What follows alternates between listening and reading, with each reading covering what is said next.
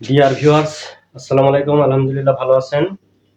তো আজকে প্রিপজিশনের part 2 over এবং অ্যাভাব নিয়ে আলোচনা করব ইনশাআল্লাহ। গতদিন আমি দুইটা আপনাদেরকে কমেন্ট বক্সে কমেন্ট করতে বলেছিলাম, তো আমি তার সমাধান সলিউশনটা করে দিচ্ছি। দেখেন, শুরুতেই আপনারা দেখতে পাচ্ছেন এখানে আমি লিখেছি দা আমব্রেলা, ছাতাটি হচ্ছে মাই হেড, আমার মাথার উপরে।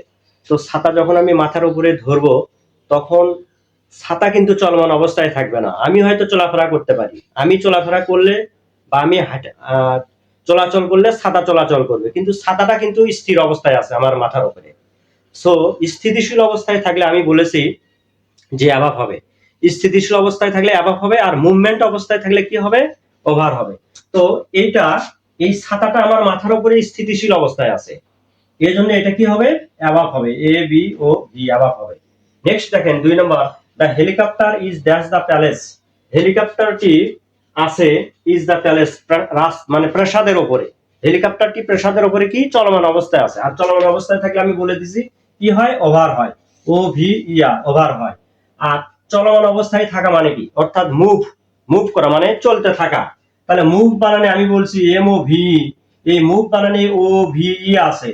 তো ও ভি আছে মুভ বানানে চলমান অবস্থায় থাকলে, এখানেও ও ভি আছে, তার সাথে শুধুমাত্র আর যুক্ত করে দিবেন, তাহলে আমাদের কি হয়ে যাবে? এটা ওভার হবে। অর্থাৎ মাথার উপরে কোনো কিছুর উপরে চলমান অবস্থায় থাকলে ওভার হয়, ও ভি আর ওভার, আর স্থির অবস্থায় থাকলে অ্যাবাভ হয়।